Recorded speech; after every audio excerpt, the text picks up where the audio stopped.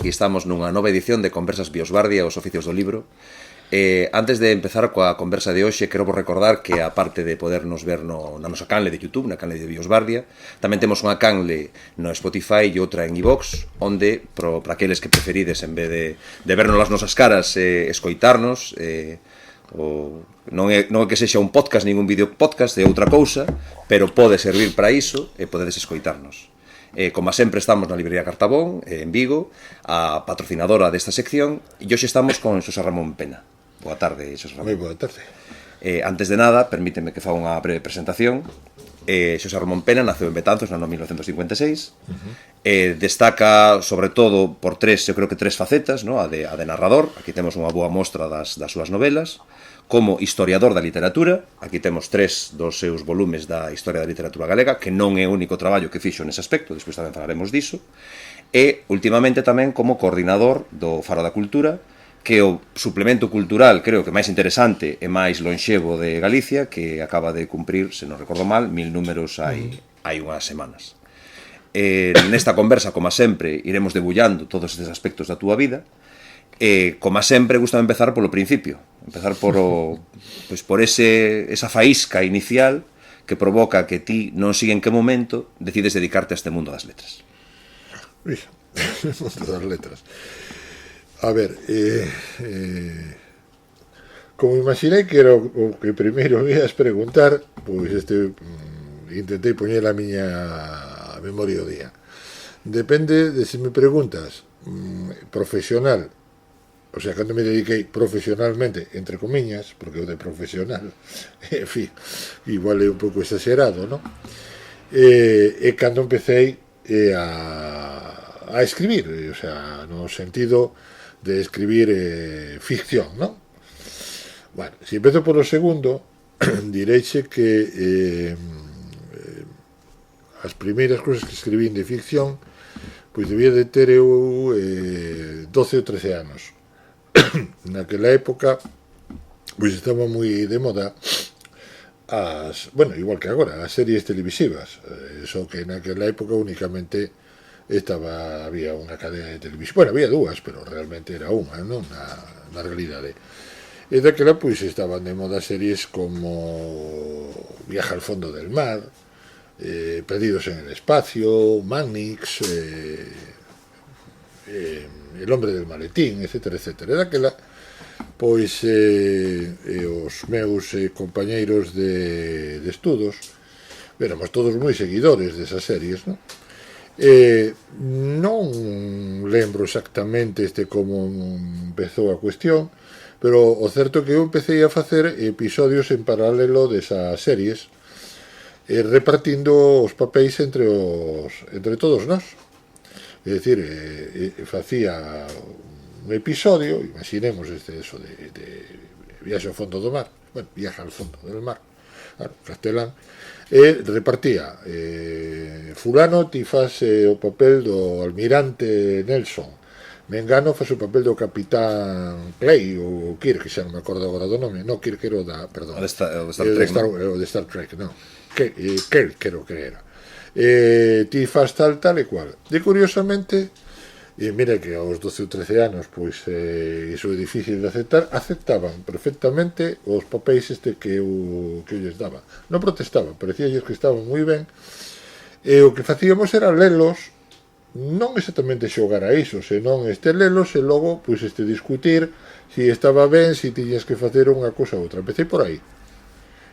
Si que lles gustaba que o fixera. Bueno, iso evidentemente non tivo maior percorrido, non cheguei a Hollywood, evidentemente, teria estado ben, e logo, digamos, con pretensións de escrita profesional, por chamarlle de alguma maneira, iso xa se produciu, bueno, sendo alumno universitario. Eu tiña moi boa relación persoal con Miguel Matofondo e logo coñecimos a Francisco Salinas Portugal e bueno, empezamos a ter relación entre os tres e houve un momento en que Xosé Luis Rodríguez, que era profesor de portugués na universidade, que non nos levaba moita idade, creo que 5 ou 6 anos, o sea que estábamos relativamente cerca, pois foi que nos presentou a don Ricardo Carballo Calero, e fomos os tres falar con don Ricardo, e don Ricardo, pois, dunha maneira xenerosísima pola súa parte, pois, ofreceunos a facer un prólogo, e publicamos, pois, o primeiro libro que publicamos na nosa vida, que foi Alén, o colectivo Alén. Estamos falando do ano 1977. E a verdade é que teño escrito a partir dai poesía, pero nunca volvín publicar poesía, creo que para o ben deste país. Sentime máis cómodo ca narrativa. O propio don Ricardo díxome, lendo un pequeno volume que nunca publiquei na miña vida, que o leron no e Ferrín, con quen trato desde esa idade, no? E ambos me dixeron que, bueno, que creían que estaba máis cómodo no mundo da narrativa, e aínda que non publiquei iso, pois a partir de aí dediqueime a eso, o mundo da narrativa e o mundo do ensaio. Poesía, pois teño escrito poemas, pero bueno, para consumo doméstico. A verdade é que non volvín a facerlo. Iso non quere decir de que igual efectivamente tampouco faga ben como narrador. Pero bueno, ambos me dixeron que estaba mellor no mundo da narrativa, e bueno, foi así como, contado así brevemente, como me iniciei, en este caso no eido, iso, digamos, profesional ou en serio, ou como lle queiramos chamar, non? Esa é a pequena historia. Contáchesnos como chegas á escritura, pero gustaríame saber de onde nace esa pulsión. Falas un pouco das series de televisión, ¿no? Decir, da ansia de contar, de narrar aquilo que estabas vendo na televisión. Non sei se os libros na tua infancia foron moi relevantes. Eras un bo lector, daquela era máis difícil que hoxe ter unha boa biblioteca na casa.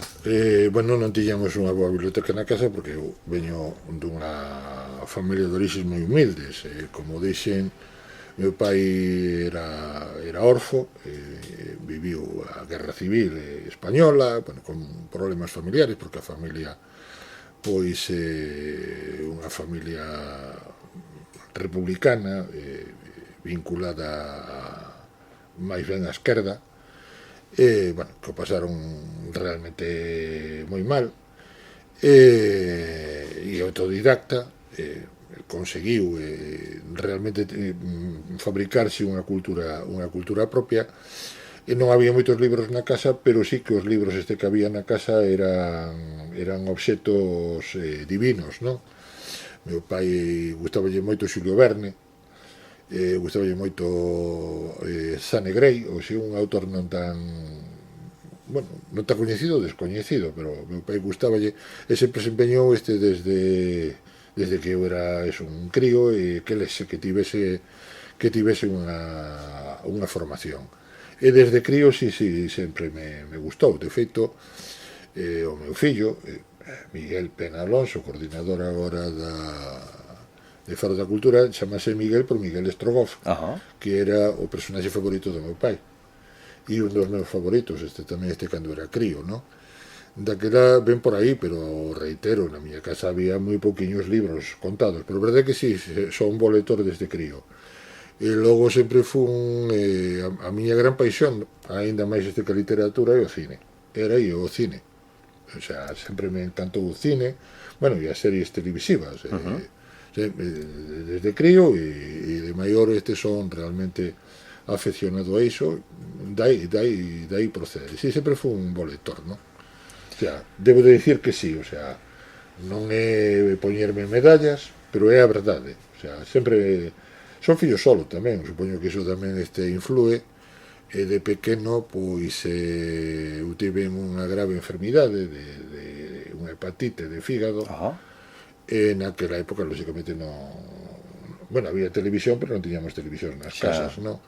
E a verdade é que estive fora de combate 4 ou 5 meses, non?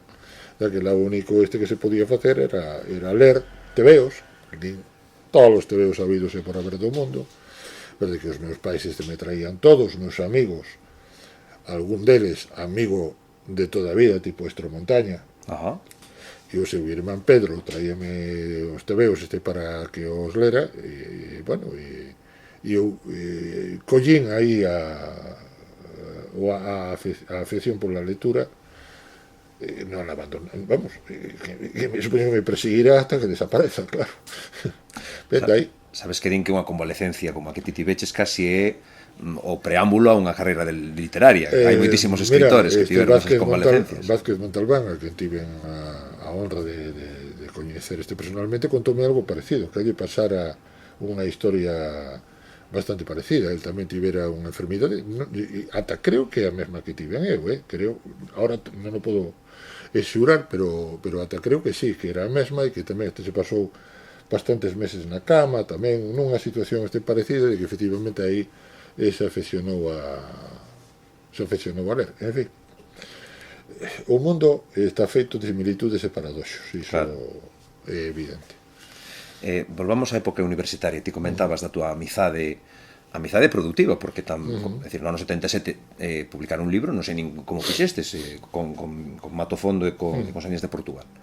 O que pasa que nesa época universitaria faz moitas máis amizades de persoas relevantes da cultura, porque pertendes a unha xeración, de finais dos 50, que bueno, foi a que realmente eclosiona na literatura contemporánea. Contame un pouquiño de como coñeces as persoas nese ambiente universitario, porque creo que vai desde Ferrín a Cáccamo, pasando por moitas outras persoas.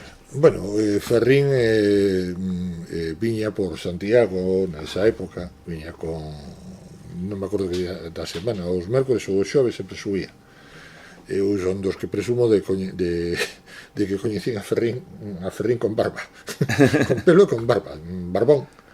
Viña a Santiago, xa digo, eso, a mediados de semana. Eu creo que nos coñecimos nunhas xornadas, creo que foi aí, tampouco podo asegurar, e algunha vez temos falado de cando nos coñecimos.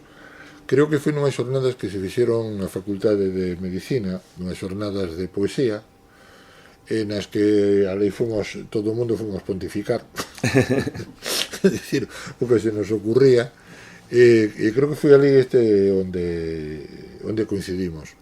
E, bueno, por que con unha persoa acabas tendo unha relación tan directa, non o sei. Eu non son moi crente no karma, ni no feeling, ni nesas cousas, pero supoño que igual é verdade, que existe, non? En fin, bueno, supoño que os psicólogos e para psicólogos terá unha explicación. O caso é que ligamos no bo sentido da expresión, e con Ferrín, pois desde aquela somos amigos. Logo, bueno, deuse a coincidencia de coincidirmos xuntos no mundo do ensino durante 30 e tantos anos, bueno, e ter relación con Moncha, a súa muller, bueno, logo unha relación familiar, etcétera, etcétera, que se prolonga pois desde esa época de actualidade, non? Ainda que sempre el matiza e eu matizo, nunca, políticamente nunca coincidimos a medias. No, realmente, sempre tivemos as nosas discrepancias, temos discutido moito, pero sempre discutindo moito, pero mantendo amizade.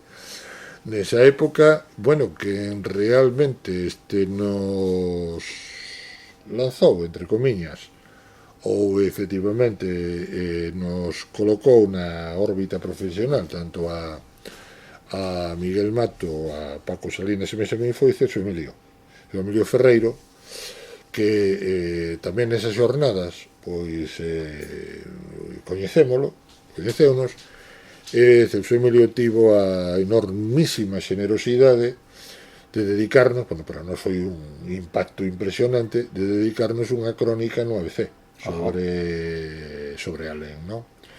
E, bueno, realmente, pois, en fin, alá donde queira que estea Celso Emilio, bueno, alá donde queira, non, sei que estará nun bon lugar, pero é que se iso existe, está nun moi bon lugar, enormemente generoso, pois lanzounos arriba. Don Ricardo Carballo Calero, que realmente tamén sempre foi unha persoa extraordinariamente xenerosa con nós.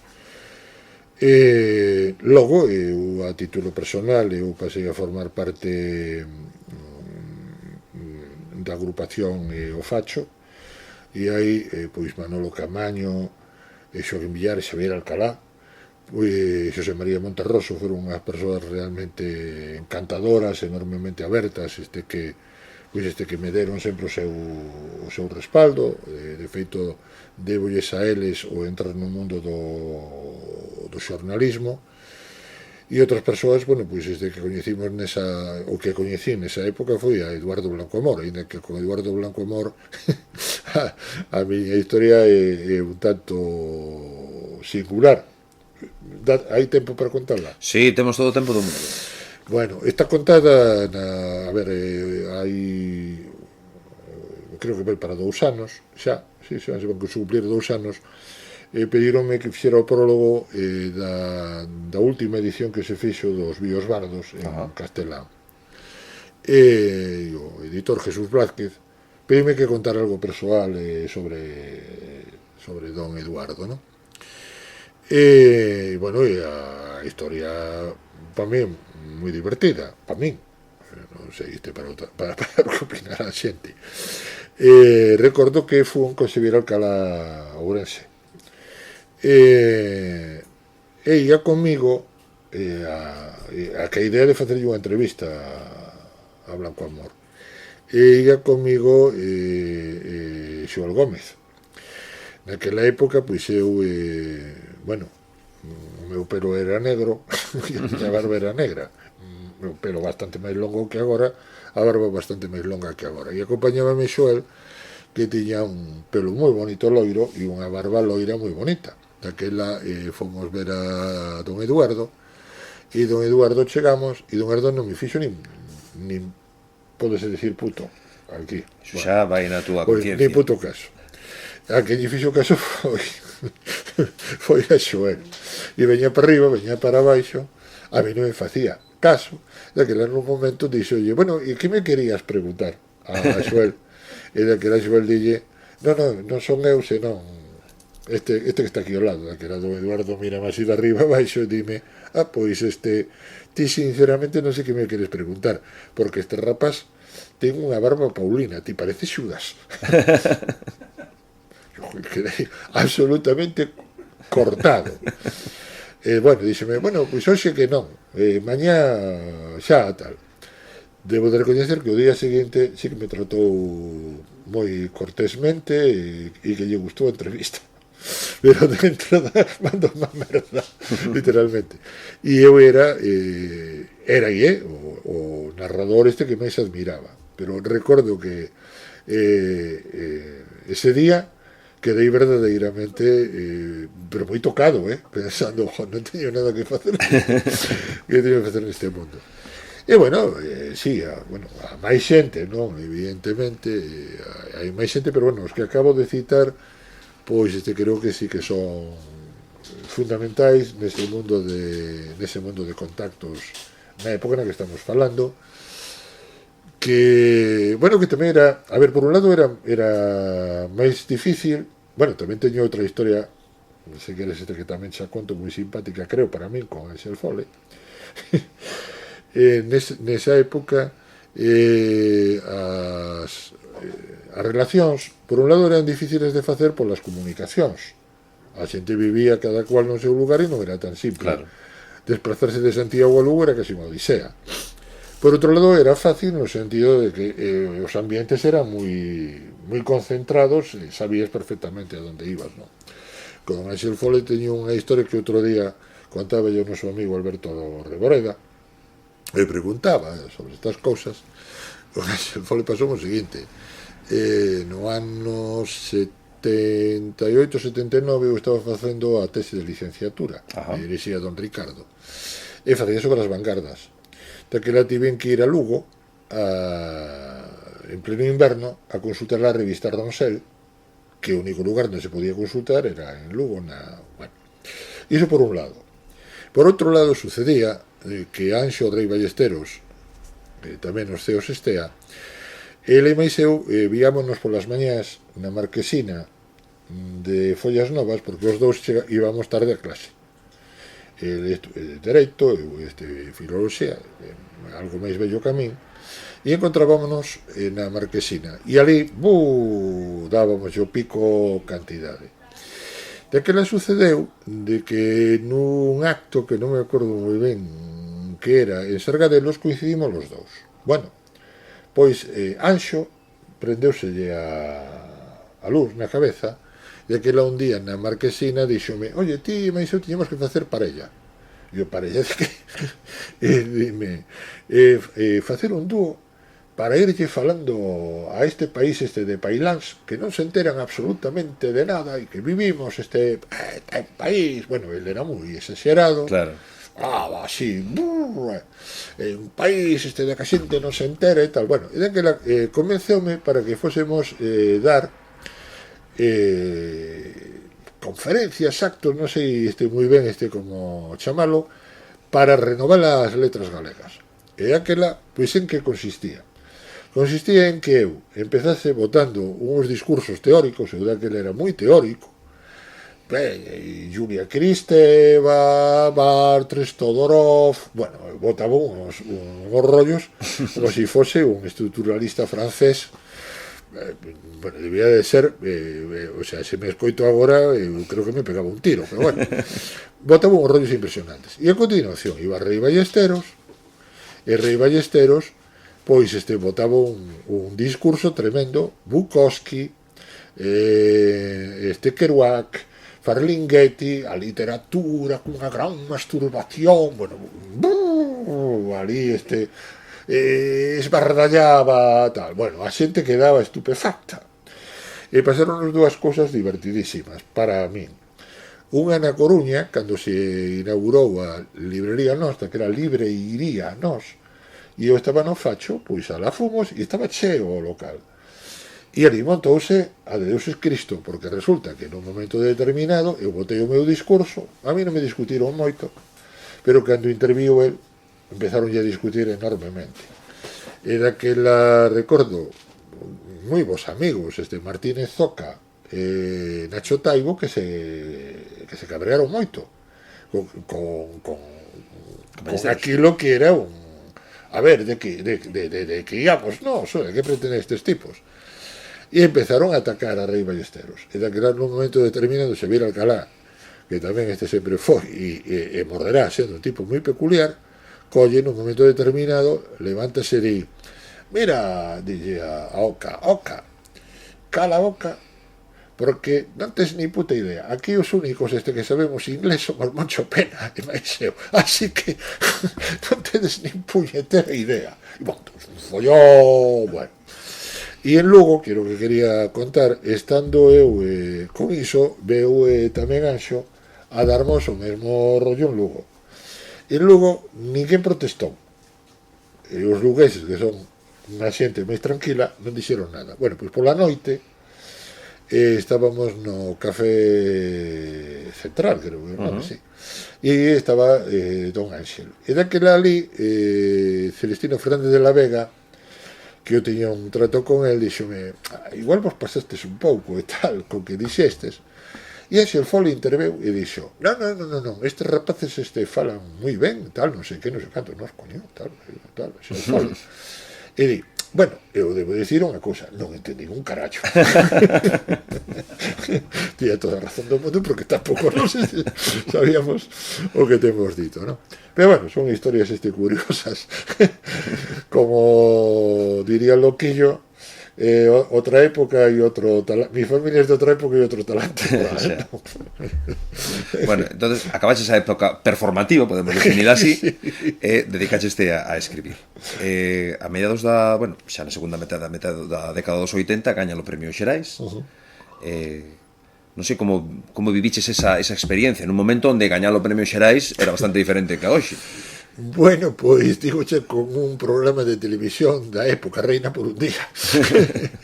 A verdade que, claro, cadrou que a tele galega empezaba e efectivamente, claro, resulta que te levaban ao telediario saías en telediario en vivo e en directo, e para acabar de completar levavante a aínda non era mira que leva falando do Pleistoceno superior, ni siquiera existía naquela época o programa de Galloso, o Luar.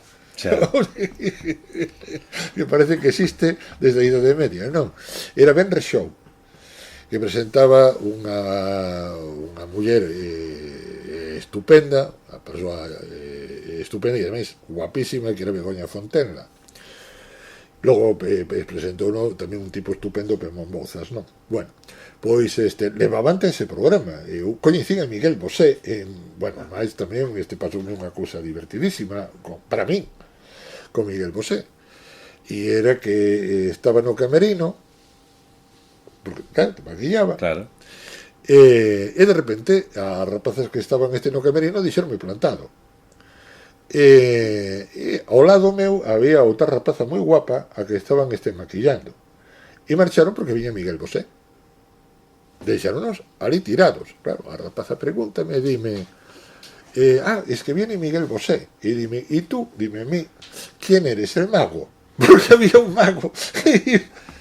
A ver, a continuación, a rapaza señora era unha cantante que tivo bastante éxito naquela época, que se chamaba Mia Patterson. Bueno, fixemos amizade.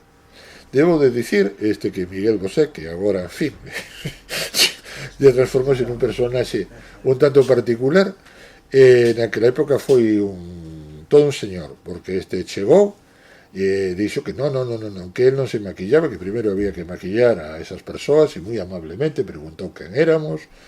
Logo na CEA pois preguntou e todo de vostede que escribe, non sei que, non sei canto, sen darse absolutamente para nada ningún aire de estrela, cando xa era unha estrela, pero ademais era época de Sevilla, de Bandido, un tipo encantador, non?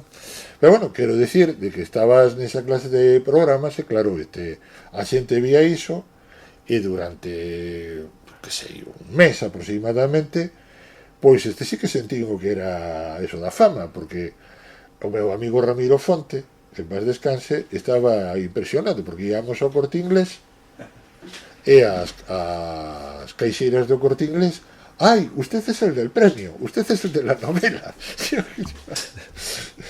Pero bueno, pasado o día, pasada a romaría, evidentemente, da mesma maneira que tú, desapareces completamente e pasas a ser, pois o que son, un señor gris que pasea pola rúa, peatón, neste caso con opinión, dicindo a verdade nua pola rúa, non? Parafraseando a Celso Melió. Sí, foi ese curioso, sentimento de que de repente parece que rompiches, pois non sei, os teitos, pero bueno,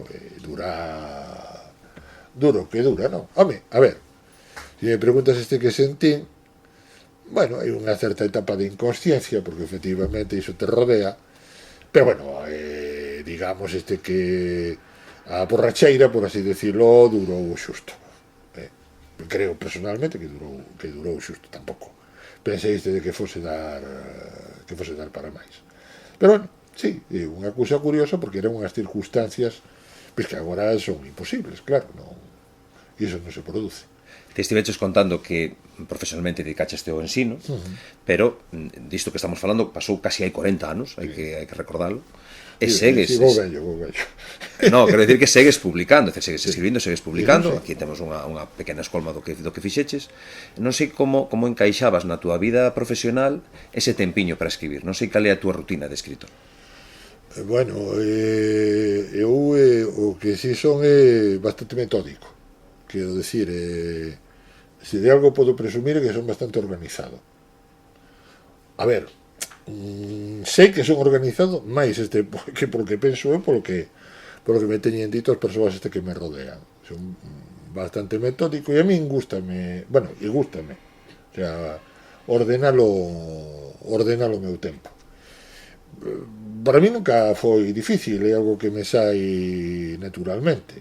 A ver, eu sempre digo que eu podo ser o tipo máis vago do mundo, porque efectivamente cando me apetece non facer nada, non fago nada, e cando teño ganas de traballar, a verdade é que se me pasan as horas tranquilamente, non teñeme que avisar, o sea, non comería, non, en serio, sinceramente, cando estou moi metido, teñeme que dicir, pero bueno, pero ti non pensas facer tal cousa, non pensas comer.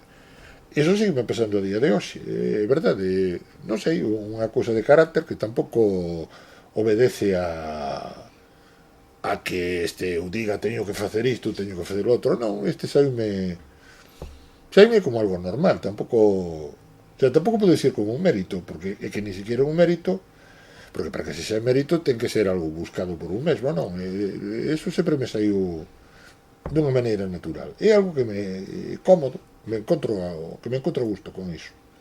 Tes feito novelas e relatos, non sei se na preparación deses libros cambian máis ou menos os elementos, quero dicir, non sei se recibes como unha inspiración, se de repente hai non sei que é o que fai que ti de repente decidas que un tema dá para unha novela, se é un recordo, se é unha imaxe, se é un tema. Pois mira, podo che dicir como naceu esta última. Se a última esta de A Boca de Krishna. A Boca de Krishna, efectivamente. Que se publicou aí na Diña.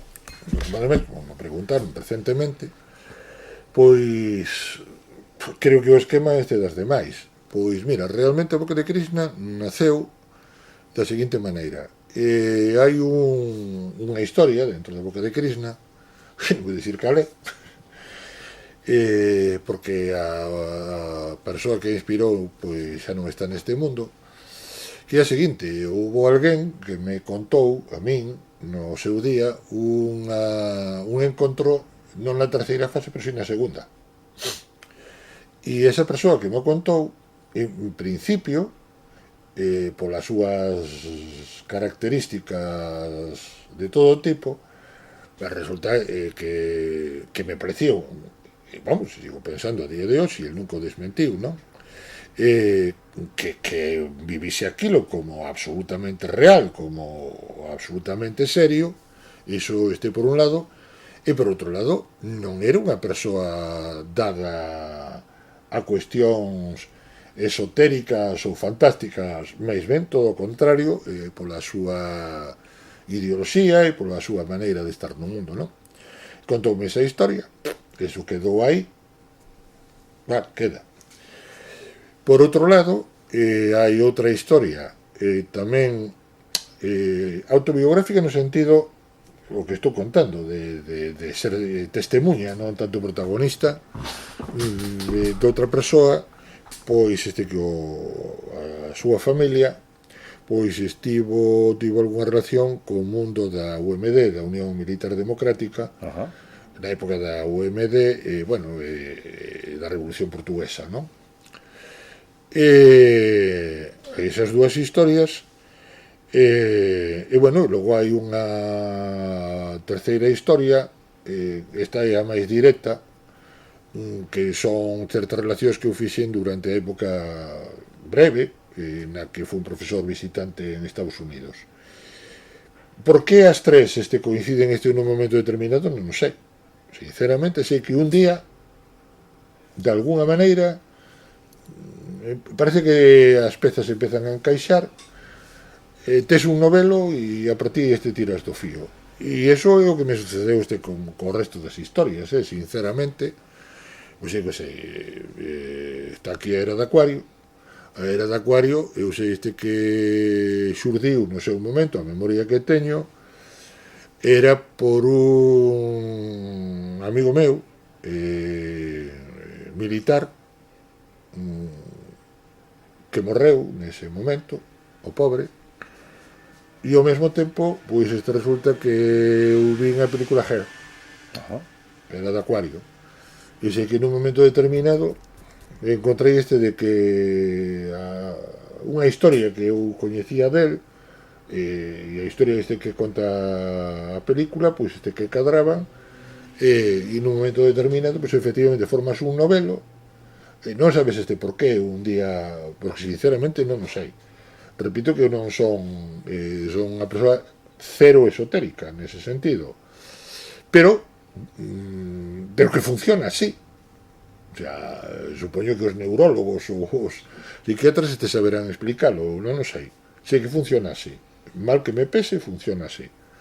E empezas a tirar do fío, e logo as historias vanse escribindo elas a sí mesmas. E es escritor, o sea que saberás se che funciona con algo parecido. A mí funciona máis así.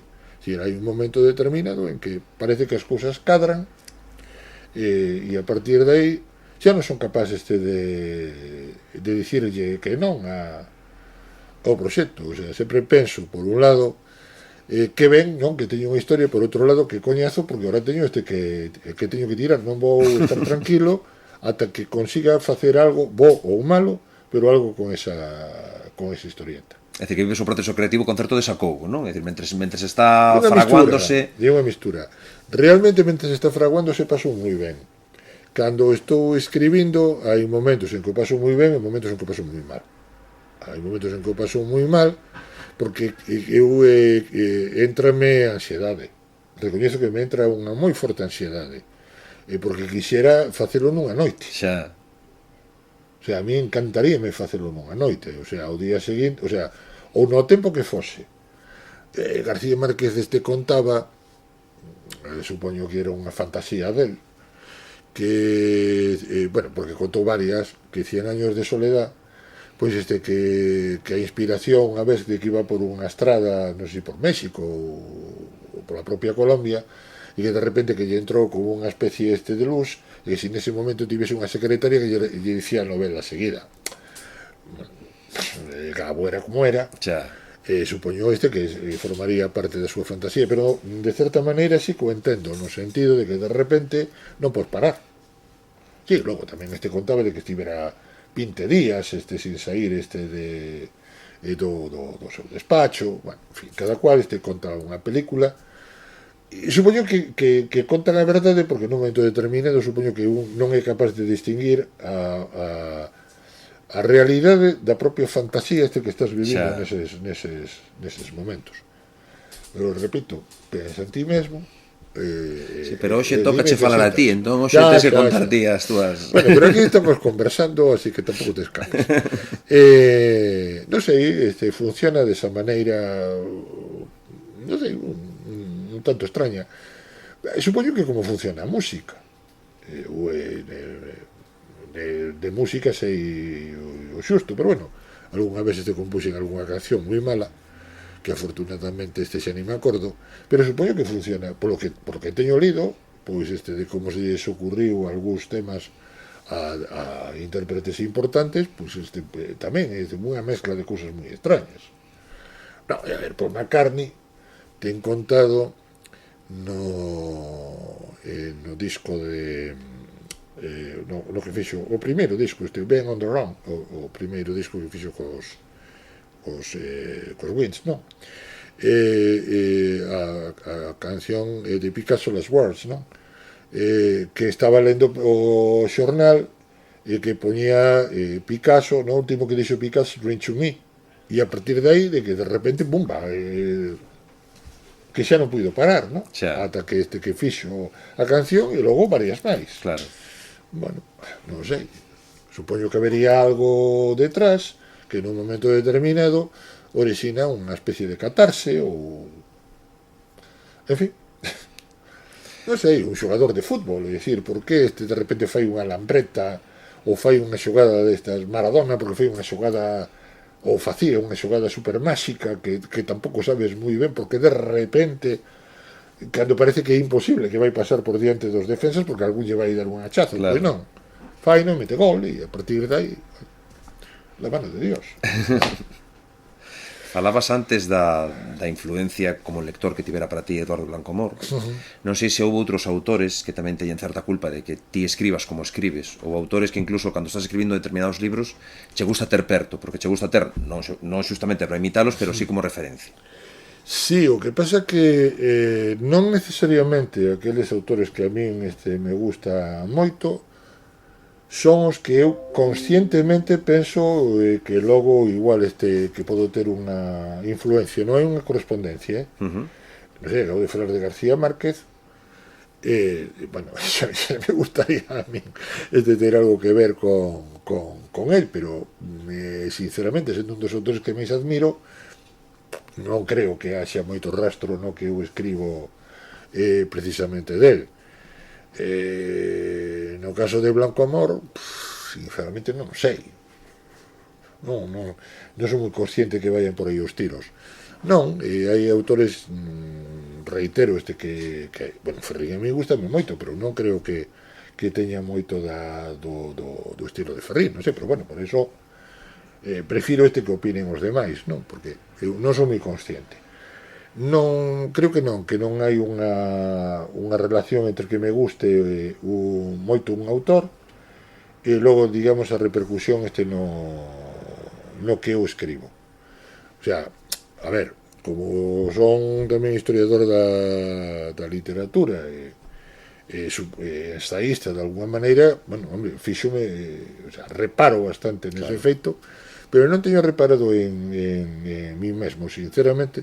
Se me preguntas, podo che dicir que me gusta, pero de quen creo que teño influencia, eso sí que me resulta bastante difícil precisarlo, sinceramente. O que sí parece claro na túa literatura ese gusto, creo que pola microhistoria, gustache a microhistoria, a memoria, como esa memoria se vai difuminando por un lado e transformando por outro, non? Ti xogas moito con iso, con que as apariencias enganan, non? Con que un recordo final tamén é ficción, e sobre todo o regate curto. Creo que ti nas túas novelas non son novelas río, nin novelas moi poderosas. De feito, aquí o libro máis gordo que eu albisco creo que o de Todas as vidas, que son relatos, non? Pero son relatos, sí. Pero creo que eso sí que podrían ser, non? Se estás de acordo con estas coordenadas. Estou perfectamente de acordo con que di, sí, creo que sí. Que o que acabas de decir, sí que se corresponde co que eu fago. Teño tendencia á novela no sentido etimolóxico, bueno, etimolóxico. Sí, bueno, tamén etimolóxico, no sentido tradicional da palabra, non como romance curto. Creo que teño tendencia a iso. Bueno, saiba, sí, o sea, tampouco é unha cousa deliberada. Penso así. E tes razón, o regate curto. E iso que eu nunca, sempre fui moi malo como futbolista, pero cando xoguei o fútbol xogaba de defensa, nunca de dianteiro. O sea, que non, que máis ben que te correspondía ao contrario. Un señor central, un señor líbero. Non, un desastre. Miguel Matofondo, que xogaba moi ben ao fútbol, a pena de que non tivese moita estatura, porque era un excelente porteiro, poñíame pingando, porque xogamos no equipo da facultade xuntos, e como defensa metían goles pola miña culpa, o sea que no, bo xogador de fútbol non. Dáseme mellor o frontón e agora de vello o pádel. Ajá. O sea, dáseme mellor. Sí, non, xogo prácticamente todas as semanas botamos unha partida de pádel. Antes xogábamos o frontón. O que pasa é que o frontón, pues xa o corpo xa non vai dando tanto para iso. E a as pistas de frontón están arranxando. E bueno, co inverno que tivemos é absolutamente imposible de xogar. Pero sí que me gusta moito, sí. Que ben. O frontón, pelota vasca, vamos. E tocar a guitarra, teño entendido tamén, non? Bueno, fago que a toco. Se che parece, Xosé Ramón, imos falar da túa faceta como periodista cultural ou polo menos como promotor de xornalismo cultural. Falábamos antes da experiencia de Fala Cultura, pero non foi a primeira na túa traxectoria na que estiveches embarcado, verdad? Non, realmente, a ver, retrotraéndonos eso a Idade Media, por así decirlo, empecé simultáneamente a escribir artigos de opinión e a levar cuestións culturais prácticamente ao mesmo tempo. Eu empecé, cando empecé a formar parte do Facho, que contei antes, empecé en el Ideal Gallego. Houve un momento en que me encargaron, no Facho tiñan unhas páxinas no Ideal Gallego que se chamaba Barco da Vella, e empecé a leválas. Deixáronme que me encargase diso para modernizar a cuestión. Manolo Camaño, que era o presidente do Facho, dixo, hai que deixar este rapaz que parece que leva estas cuestións. Bueno, recordo que inventáramos unha sección, teñolle moito cariño, porque creo que foi un invento naquela época, que se chama Safari fotográfico. E era que consistía en que íamos facendo fotografías de letreiros que nos parecían curiosos ou que estaban mal escritos e daquela xogábamos. Eu recordo de un indo pola antiga estrada a Carballo, pois resulta que de repente vimos, porque non ia eu solo, pero bueno, o que se encargaba de facer iso era eu, e en compañía dunha rapaza que daquela pois teñamos un relación amorosa, e vimos que estaban seguidos Bar Zurich, no, perdón, Bar Buenos Aires, Bar Zurich, Bar Apolo 13. E daquela eu fixen a coña de os camiños de migración galega. E bueno, tivo o seu éxito, non? E logo dai, bueno, pasei a Voz de Galicia, donde tamén tivemos unha página, non me acordo do título. Logo, xa en Vigo, pois empecé participando no suplemento que daquela levaba don Paco Fernández del Riego. E logo o primeiro suplemento, digamos, con responsabilidade foi Galicia Literaria nas páxinas do desaparecido Diario de Galicia, non? Aí empezamos coordinando ese suplemento Manolo Forcadela e Meiseu.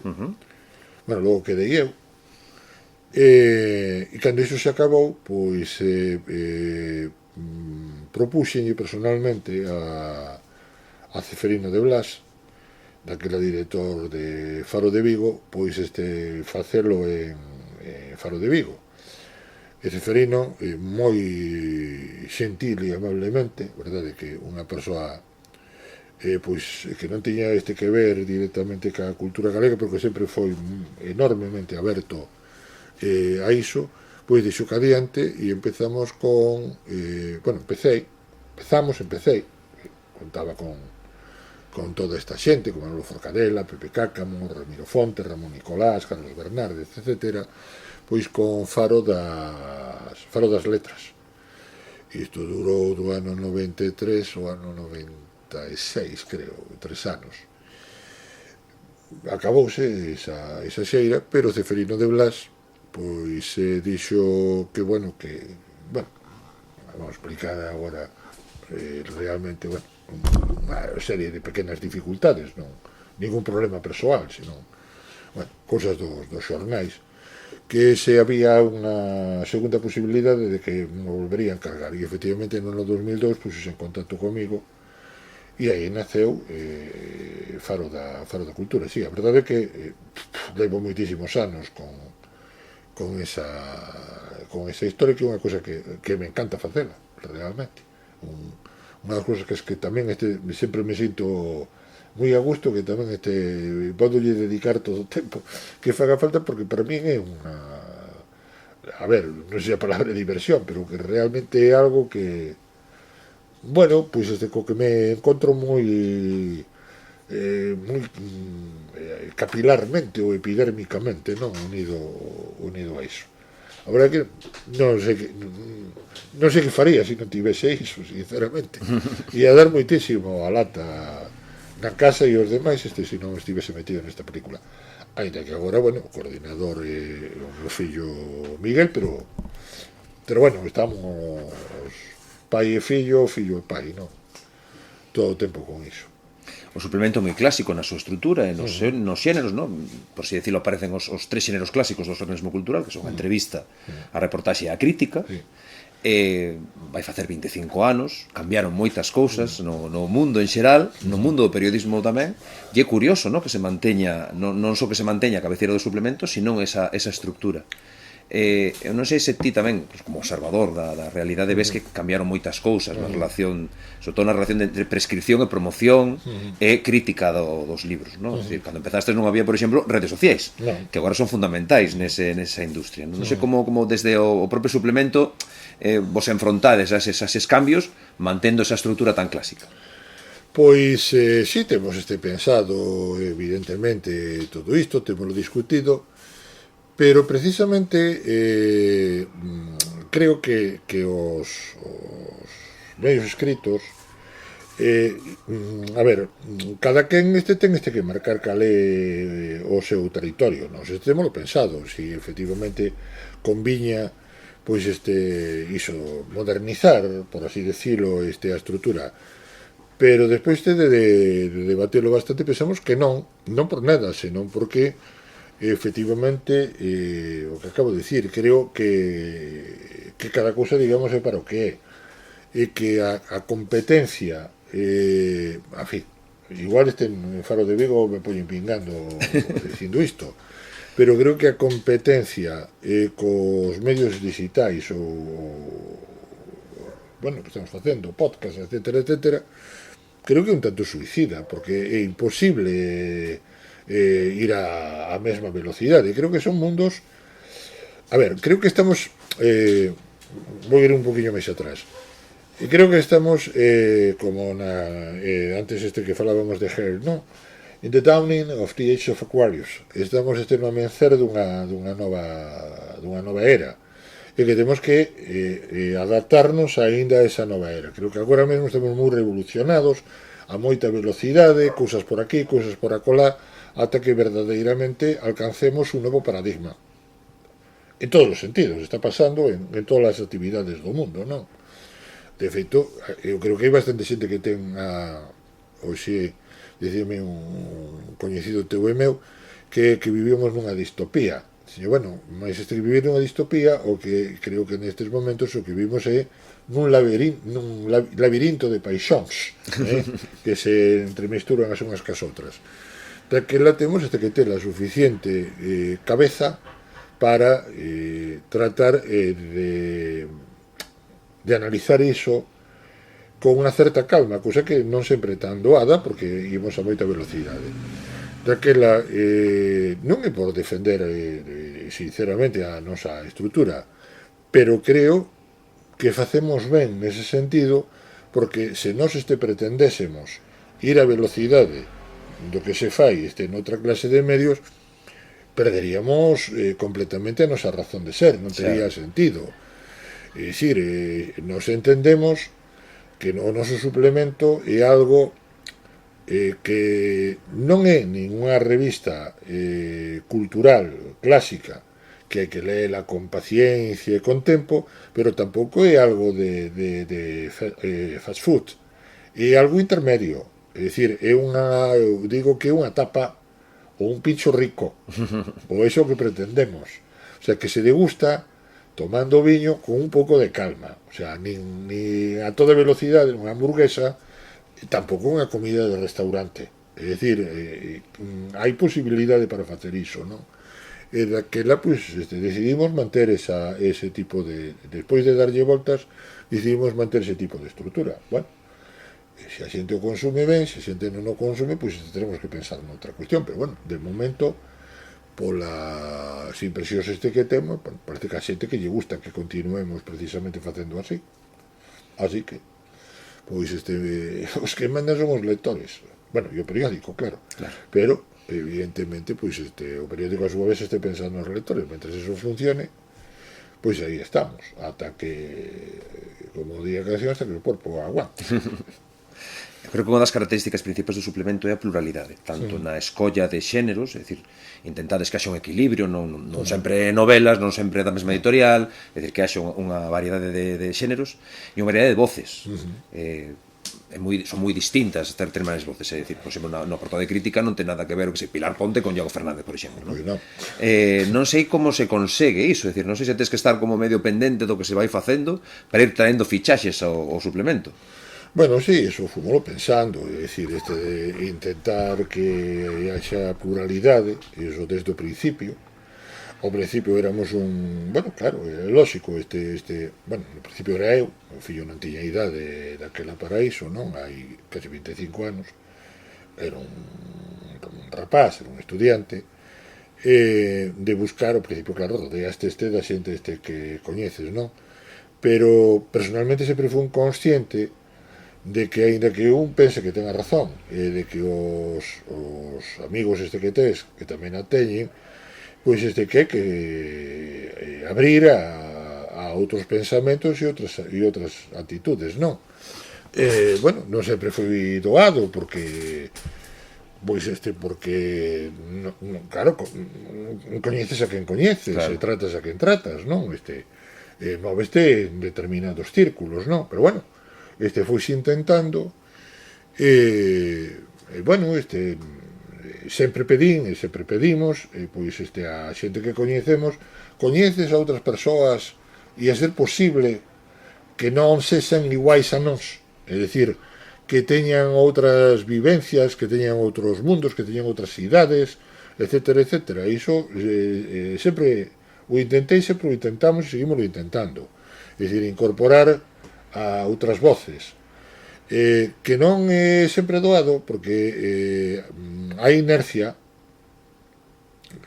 tendemos a inercia, cheganos moitas veces artigos que sí, que os publicamos evidentemente, pero que inciden, por exemplo, se escoitan este podcast igual se enfadan os que algúns dos compañeiros, cheganos moitos artigos sobre, xa non, claro, sobre 50 ou 100 aniversario, 150 aniversario, senón sobre 40, 70, 60, e ás veces poñemos, home, espérate que fago 100, non, porque a ver, está ben, non, pero por suposto, que escribas, porque o fas con cariño, falo con tal, con a mellor intención, pero bueno, buscamos que tampouco a modernidade pola modernidade, pero que haxa máis variedade, non? É dicir, de tratar de que exista máis contraste, buscando, digamos, esa especie de terreno intermedio que creo que, a pesar de todo, que existe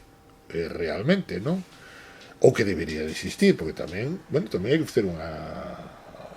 facer unha aposta. Pero sí, a verdade é que unha das cousas das que estamos contentos do que ti acabas de dicir, de que haxa xente de moi variadas sensibilidades, de opinións completamente diverxentes, que veñan confluir aí, non? Que sexa un lugar aberto, isto non é nada máis lonxe da nosa intención que sexa unha secta, un círculo, un cenáculo, non? É aberto, é dicir, para estar moi contentos todos de que opinamos de nós mesmos, non paga a pena facelo, claro. O que paga a pena facelo é iso, que Pilar Ponte diga o que lle dá a gana, Judith Iglesias diga o que lle dá a gana, Iago Fernández diga o que dá a gana, ti diga o que che dá a gana, etcétera, etcétera, non? Ou case o que nos dá a gana, porque a veces non se pode decir todo o que lle dá a gana, non? Pero bueno, iso xa non depende tanto de nós. Pero bueno, intentamos dicir o que nos dá a gana, e creo que máis ou menos que o conseguimos. Para a saúde editorial dun sistema como o galego é tan importante, bueno, pues, lógicamente os escritores, as editoriais, as librerías como esta de Cartabón e aos medios de comunicación. Bueno, o Faro de Vigo nese sentido, eu creo que cobre bastante ben a papeleta, non hai queixa, non? É dicir, mantén un suplemento potente, semanal, agora ademais está en Coor, é dicir, está moi bonito todo.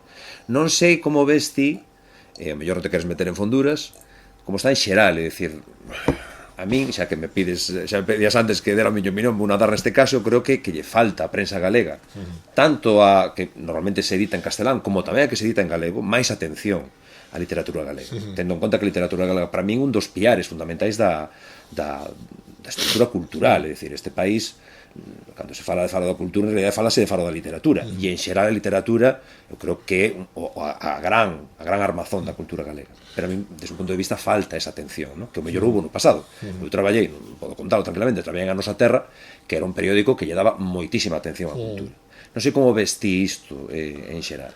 Pois, a ese sei que isto parece que é un quedar ben, pero non é, a verdade é que a mí non me apetece para nada que sexamos nestes momentos o único suplemento, refírome con o número de páxinas que temos, que se escriba en galego. Realmente o desexo de que houvese bastante competencia, claro. O sea, digo sinceramente, aínda que iso nos prexudicase, entre comiñas, a nós, pois porque nos quitase lectores e a xente preferise outra cosa, pero realmente creo que iso está por enriba do interese persoal.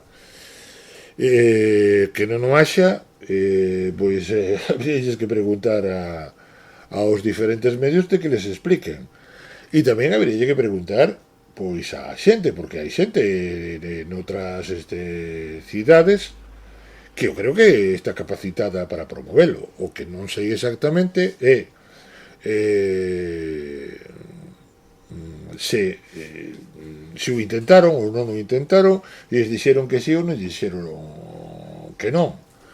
En fin, a ver, non me quero, a ver, non creo que sexa correcto que eu fale de medios concretos, non? Si sei algunhas cousas, pero tampouco creo que sexa decente pola miña parte, pois entrar nese mundo, que ao fin e ao cabo todos somos compañeiros. Pero non acabo de entendelo, sinceramente, porque por xente debería de habela.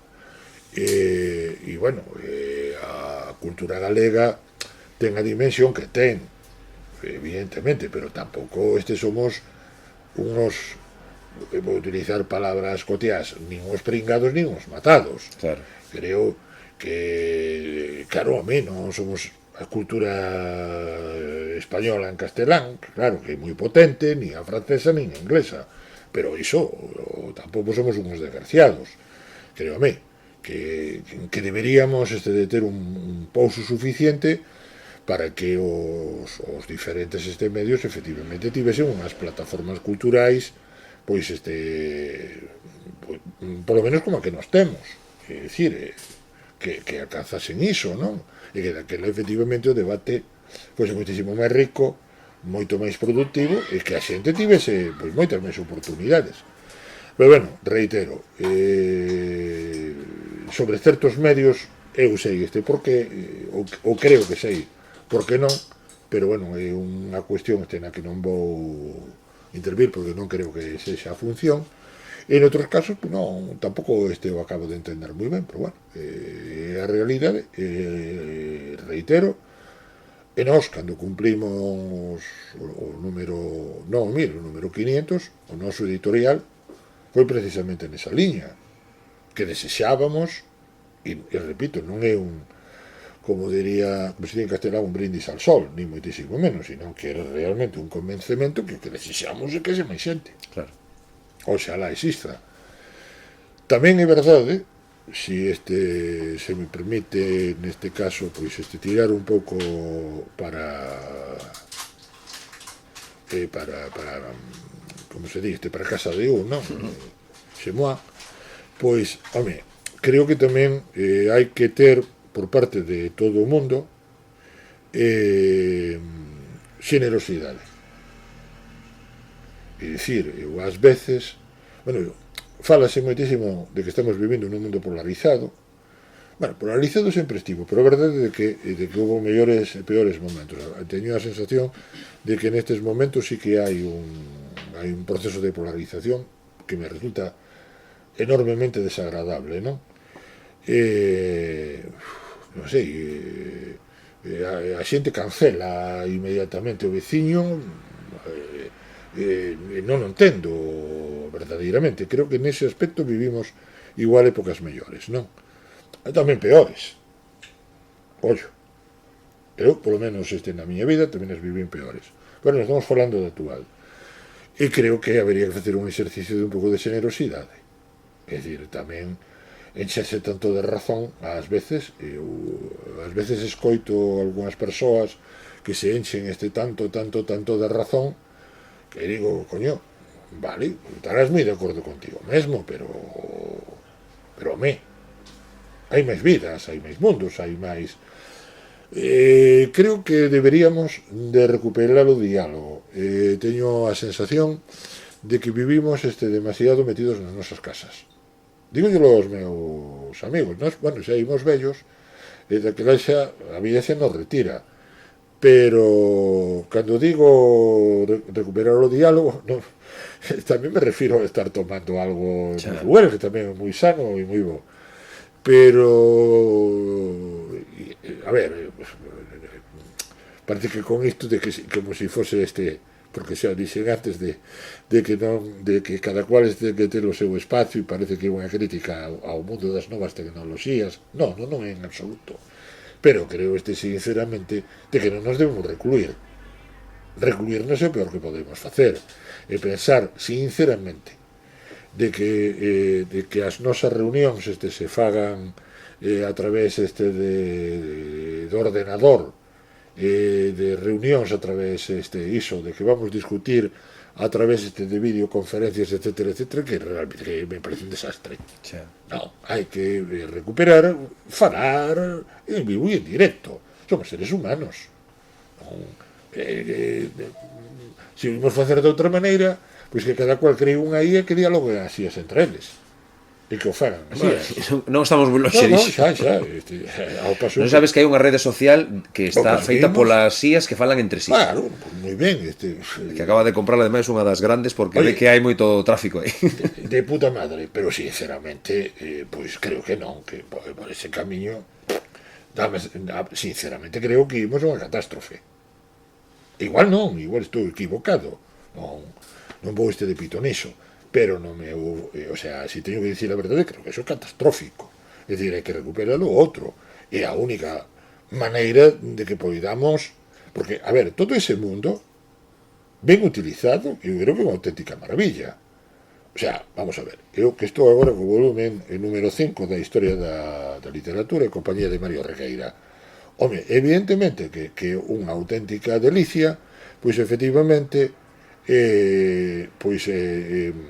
que entres, que con a axuda da IA, pois encontras rapidamente a bibliografía, os materiais que necesitas, etcétera, etcétera. Eso é estupendo, porque efectivamente elimina un tempo que non é que exactamente perdido, pero pois non todos os días con o inverno que tivemos, pois non ten moita gracia se tes que ir a bibliotecas que están na Coruña ou en Lugo ou en Ourense ou en Santiago e que teñes que ir aí chovendo e conducindo, etcétera, etcétera. Home, se o podes facer desde a casa, iso é excelente, pero iso non elimina, pois no caso por exemplo, no meu caso con Mario, non elimina o contacto personal. O contacto personal é determinante, é dicir, crea outro ambiente, é dicir, discutimos de outra maneira. Por teléfono non falo ca xente da mesma maneira, claro, que falando personalmente. Igual é que un é moi antigo, pero sinceramente creo que se confunde. Bueno, outro día falaba un neurólogo, non me acordo do nome, que falaba sobre estas cousas de que se a xeración Z bebe menos do que bebíamos nós. Parece moi ben, porque probablemente nos bebemos demais. Pero, home, si o resultado de que entra en outra droga chamada tecnoloxía, sinceramente, sexo frío, xa. Pois parafraseando a Baroja, si é sexo non é frío, si é frío non é sexo. Por aí van os tiros.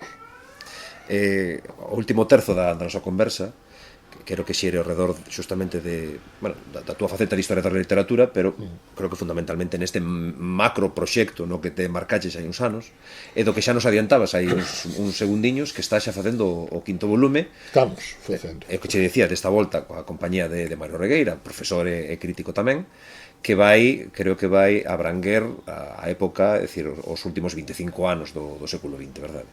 Sí, do 75 ao 2000, exactamente. Sí, niso estamos. Se che parece, empezamos polo principio, é dicir, como xorde a idea de facer unha historia tan magna de literatura? Pois a verdade é que a idea non foi miña, senón de Manolo Bragado. Foi Manolo Bragado un día que cando era director de Xerais, claro. Claro, evidentemente. Que a miña colaboración con Xerais é bella. Eu empecé traballando en Xerais cando estaba de director Luis Mariño e me encargou de que fixese o deseño dunha colección pois destinada fundamentalmente ao mundo do ensino e que fose pois unha colección na que se editasen os grandes títulos da literatura galega, non? Fixen ese proxecto, el pareceulle moi ben e foi así como naceu a Biblioteca das Letras Galegas, que dirixín eu durante os, se non me acordo, 50 ou 60 primeiros números. Logo pois paso a levala o meu querido tocaio Moncho Nicolás.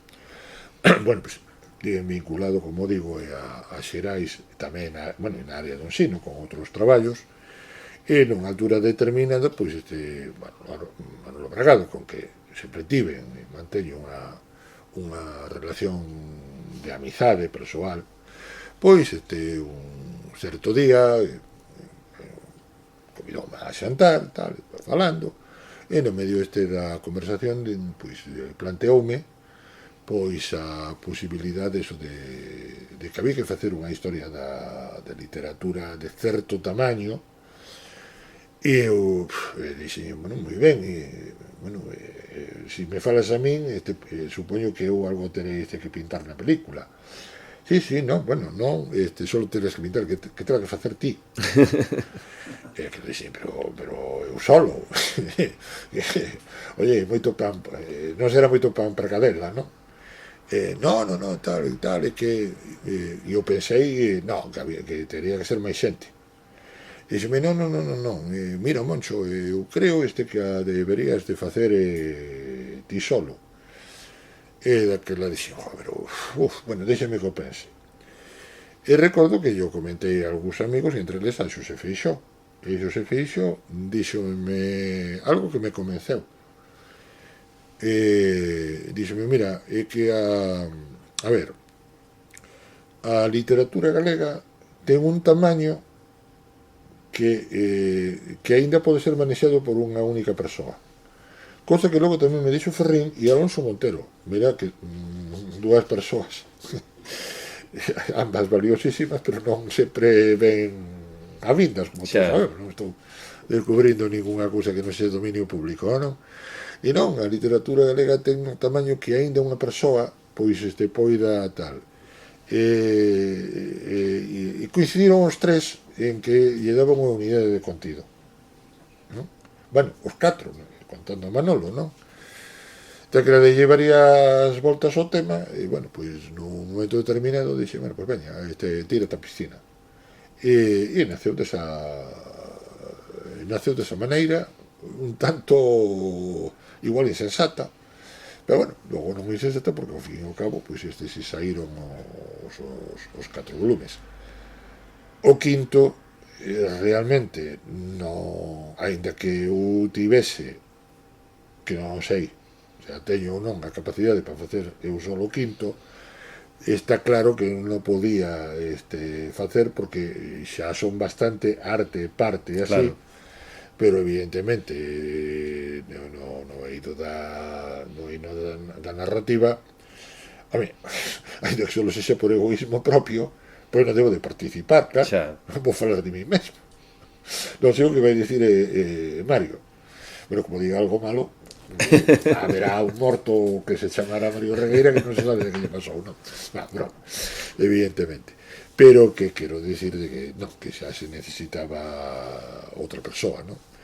Si algún día houvese un sexto volume, evidentemente nese eu non ia participar de ninguna maneira. Bueno, primeiro xa porque xa me meterei en idades que xa non teño tantas ganas, e logo aparte diso porque non, xa non teño perspectiva. Pero bueno, deste quinto volume sí, ainda que reitero que me sinto especialmente involucrado. Bueno, a ver como saímos desa película, non por las reaccións que poidan ter ou non as persoas, que sei que as persoas creo que basicamente son decentes e que saberán que o que se pode decir delas será pois, o máis objetivo que se poida, senón por mí mesmo, porque sei que me vai costar un traballo de alicatar a objetividade, é dicir, que teño que facer máis se cabe, non? Que noutras que cos demais volumes, pero bueno, é un reto e está aceptado e imos tirar para adiante. Claro, o feito de que coñezas tantas persoas que están que participan dese sistema cultural, a cuestión é a que non coñece, Supoño que o primeiro dilema é a quen inclúe e a quen exclúe, por exemplo. Claro. Sí, claro, bueno, excluir non se excluye a ninguén, pero evidentemente pero ao final no volume, claro. E o peso que ten que ter un, o peso que ten que ter o outro, claro, lógicamente. Porque a literatura ten unha xerarquía. Non, Sicamicus Plato, Sicamicus Veritas, non? Ou como decía Murguía, a verdade non ten patria, é dicir, hai que xogar así, sí, ou tamén. É dicir, se te equivocas, te equivocaches. E evidentemente hai que aceptar as consecuencias, non? Eso non teño ninguna dúbida, sobre eso non teño problema. No, igual que son emotivo para outras cuestións, cando me meto nisto a emotividade queda guardada nun caixón e non teño a bon recaudo, non vai sair, o moito me equivoco ou non vai sair, non? E como digo, hai que alicatar todo o contrario e precisar realmente os instrumentos. O resultado logo, bueno, pues a cada cual se dirá si se consigue ou non se consigue, pero desde logo eu perfectamente claro que ten que ser así o proxecto, e estou por a parte de Mario, estou completamente seguro que vai suceder exactamente o mesmo, pero bueno, cando saia, pois xa dirá a xente o que exactamente o que teña que decir, se acertamos, non acertamos ou todo o contrario. Pero, bueno, indo xa rematado, decir, indo xa publicado, eu creo que supoño que o primeiro reto que tiveches que encarar foi que ata ese momento non existía algo semellante. Dicir, hoxe se alguén quixese facer un diccionario de lingua galega, xa hai moitos antecedentes, pero en canto á historia de literatura galega, hai o famoso clásico de Carballo Calero, hai algunha cousa máis, pero nada deste volume. A ver, unha vez preguntáronme precisamente sobre a historia da literatura de Carballo Calero, e eu non sei se foi un malentendido por algunha pequena reacción que houve. A verdade é que a maior parte da xente reaccionou ben, pero por algunha pequena reacción, non?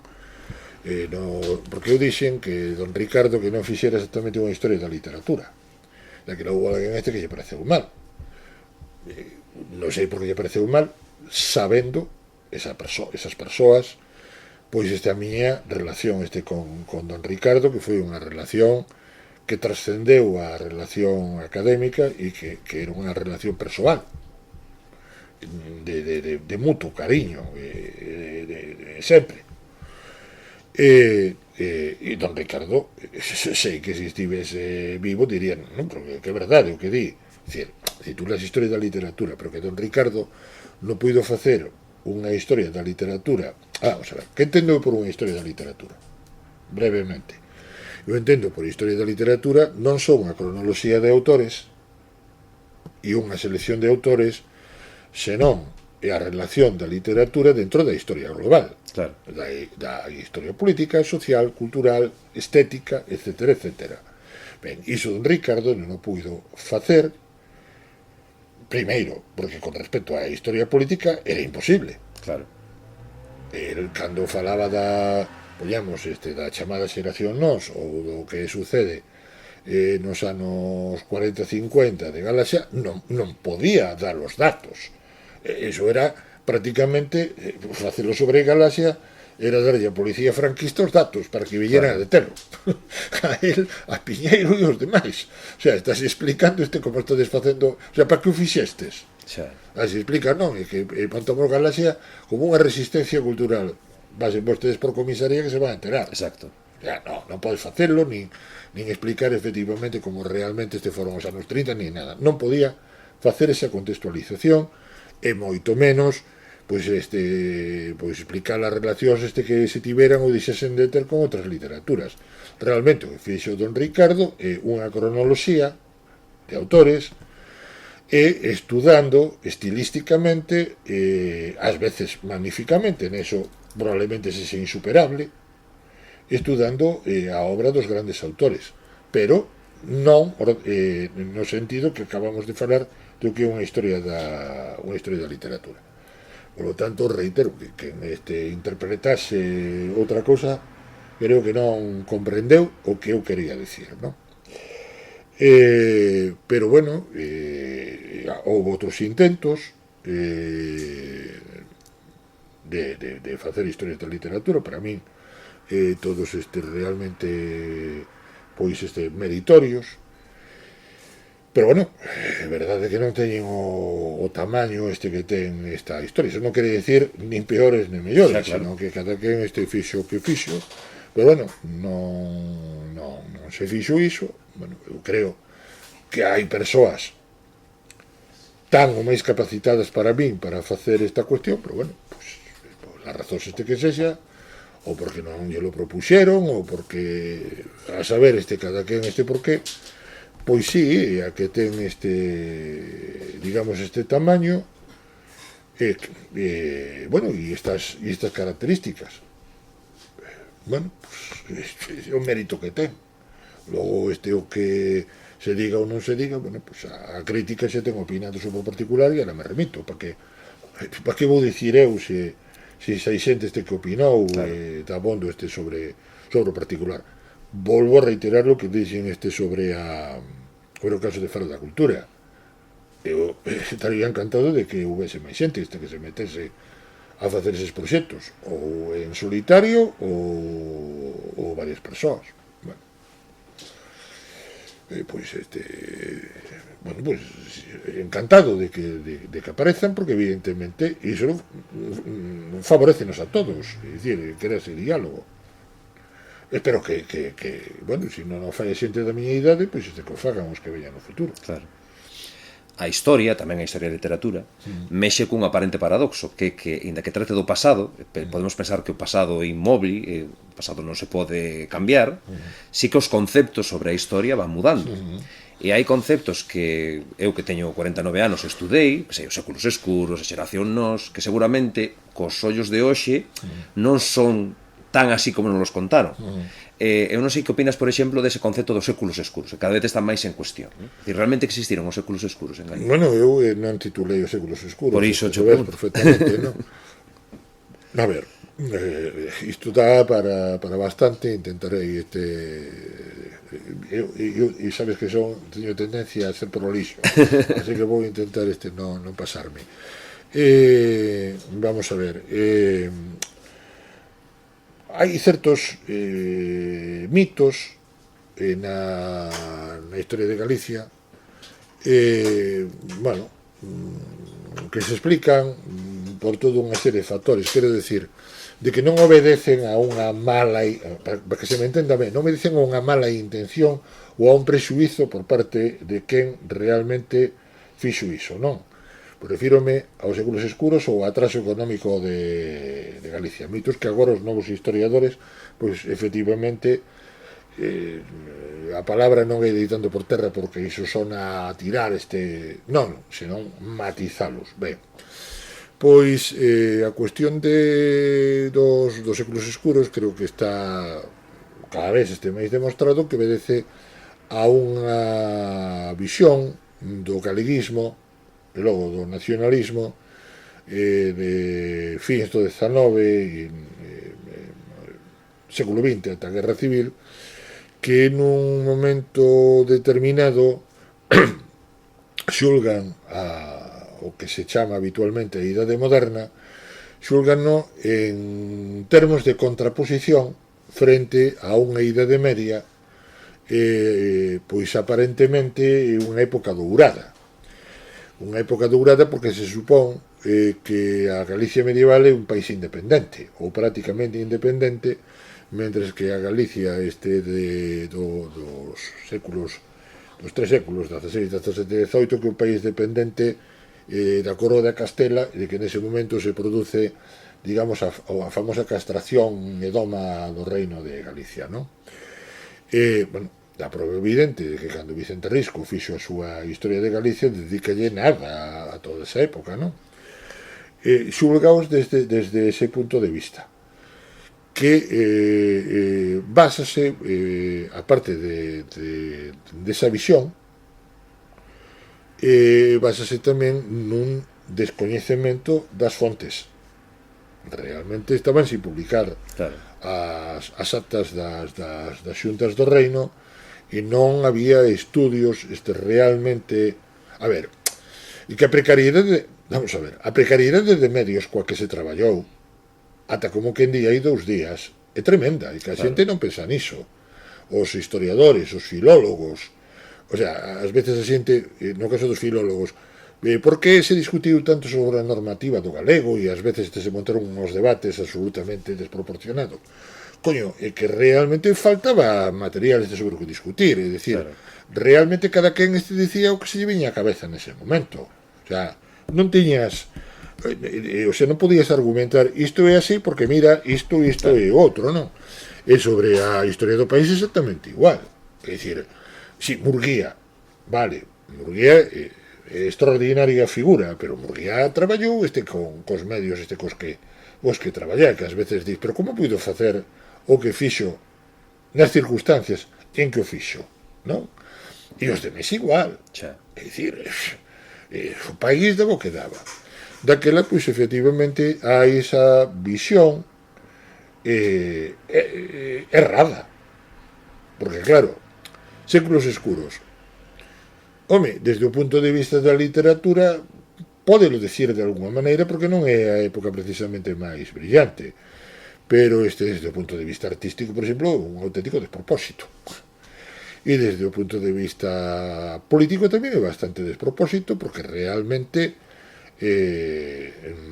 estáse demostrando, bueno, está demostrado que realmente a visión que temos do século XVI, XVII, XVIII da monarquía absoluta a unha especie de incorporación á coroa de Castela, e que iso funciona pouco menos que como a ditadura franquista. Xa. Creo que non funcionaba así, ni moitísimo menos, nin a ideoloxía do momento era a unificación que realmente se quixo facer neses momentos era unificación religiosa, iso é completamente evidente, e logo efectivamente hai un interés por parte da coroa de Castela, bueno, chamalle España como lle queiras chamar, pero coroa de Castela, pois efectivamente unha unificación máis ben de carácter militar, os proxectos do conde duque de Olivares, etc., etc., pero non unha unificación no plano estrictamente ideolóxico ni no plano estrictamente xurídico, non hai, é dicir, as xuntas funcionaron, é dicir, bueno, a súa maneira, que a maneira da época, pero tiveron bastante digamos, bastante autonomía no seu momento, non? E xa non digamos no plano artístico, é unha das épocas máis brillantes da historia de Galicia. Claro. O barroco é verdadeiramente impresionante, o sea que, por lo tanto, non son séculos escuros nese sentido. Igual que a Idade Media, tamén efectivamente hai que matizala, porque eu teño lido, e creo que todos temos lido, cando se fala de Idade Media, unha época gloriosa, a época dos trovadores, o pórtico da gloria, coño, que teñen que ver, o sea, a Idade Media é moi variada, É moi longa. é moi longa, que ten que ver Xelmírez, o pórtico da gloria e os trovadores? Non se corresponde. Claro. E ni siquiera as cortes trovadorescas estaban aquí, e un fenómeno que se produce, como sabemos, en Castela e en Portugal, a corte de Don Dinise, a corte de Afonso X, non estaba en Santiago. Claro. E eso de Santiago, centro da lírica, non sei que, non sei canto, tampouco é exactamente así, é dicir, as cousas son moi complexas. Xa. Pasa que, claro, quedaba moi ben, primeiro, que os coñecementos eran os que eran, e logo, efectivamente, quedaba moi ben. Bueno, a ver, prova dos coñecementos, a famosa cantiga de Mendiño, seríame unhas misas Simón e tal, eu atendendo ao meu amigo, non é así, pois sabemos que efectivamente que o refrán non é o atendendo ao meu amigo, eu irá, ou eu está, non está perfectamente claro. Pero mira, que sobre eu atendendo ao meu amigo, madre de Dios, o que se ten disertado e teñense sacado unhas historietas, incluso ás veces por parte de xente con prestixio, de colorís. O sea, de Pretty Woman, prácticamente. Logo, claro, cando resulta que non pon iso, Xa. que o que estabas dicindo, compañeiro Barra? Xa. Estás dicindo outra cousa. É dicir, hai que ter muitísimo cuidado con ese tipo de cousas, porque, reitero, cando te encontras ca verdade deste documental, as cousas cambian moito, non? E xa digo, pois eso, os séculos escuros, home, realmente pareceme un termo que desde logo é unha etiqueta como comercial moi potente, bueno, Landeireirago, que foi o que a inventou, eu creo que sen pensar de que ia ter esa repercusión, pero logo as inercias funcionan estupendamente, non? Xa. Bueno, tampouco Celso Emilio pensou no franquismo como longa noite de pedra, eso sabemos, pero bueno, funciona, claro. Quedoulle. Quedoulle, perfectamente, utilizámola, ¿no? Longa noite de pedra, bueno, pois aí está. Tampouco se corresponde exactamente ca realidade. Cando estudias iso, o franquismo foi o que foi, evidentemente non vimos ahora, por moito cal este que lle botemos e moito que branqueamos o que era a merda que era, eso. Pero é verdade de que hubo unha actividade de que a xente foi capaz de artellar respostas, ¿no? Claro. E hai cosas moi boas. Oye, escribironse grandes cousas incluso baixo o franquismo, o sea que xa manda a chover na Habana, pero fíxose, Pois sí. evidentemente. O sea que cada época ten que ser analizada, pois eso, contextualmente e evidentemente aplicándolle pois unha metodoloxía axeitada e sempre, evidentemente, estando dispostos a cambiar as nosas percepcións cando os datos son outros. Pois, donde dije digo Diego, si é que é necesario, hai que cambiarlo, non? Preguntache sobre a xeración nós. Claro, hoxe o termo xeración nós tamén unha etiqueta que se sigue utilizando, pero, bueno, discuto, evidentemente, e non é porque o diga eu, porque creo que perfectamente perceptible de que utilizar ese termo é demasiado restrictivo. Hai muitísima máis pluralidade, non? É dicir, houve outras liñas, xa non digo ni máis ni menos importantes, pero divergentes. É dicir, Rafael Díaz, este que discute, o Manuel Antonio, sí, vale, hai unha relación, pero non son, o sea, non son únicamente Otero Pedrallo e Vicente Risco, xa, incluso é discutible a relación de Castelao, incluso con eles dous, non? Teño utilizado o término xeración, o grupo das irmandades, porque me parece máis correcto, porque efectivamente aí sí que participan todos, Xa. para un lado ou para outro lado, pois sí que están todos metidos nese proxecto.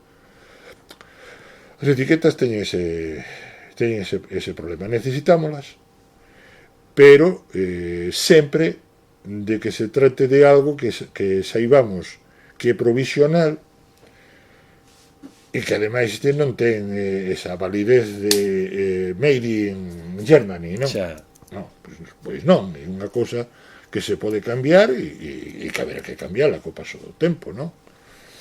Esas famosas, bueno, en fin, esas famosas discusións, se Rosalía é realista ou é romántica, depende por onde o mires. Rosalía é Rosalía, o que tens que analizar é a súa poesía, unhas veces é realista, outras veces era romántica e outras veces é as dúas cousas, e sempre é Rosalía. Claro. É unha literatura en si mesma. Pero bueno, necesitamos efectivamente etiquetar de alguma maneira, os seres humanos somos así, claro. Xa. Xos Ramón, chegamos ao final da conversa, darche moitos ánimos para ese quinto volume canda Mario. Moitísimas grazas por acompañarnos nesta conversa e a xente que nos está escoitando e vendo ata a próxima. Vale, moitas grazas. Graciñas, Moncho.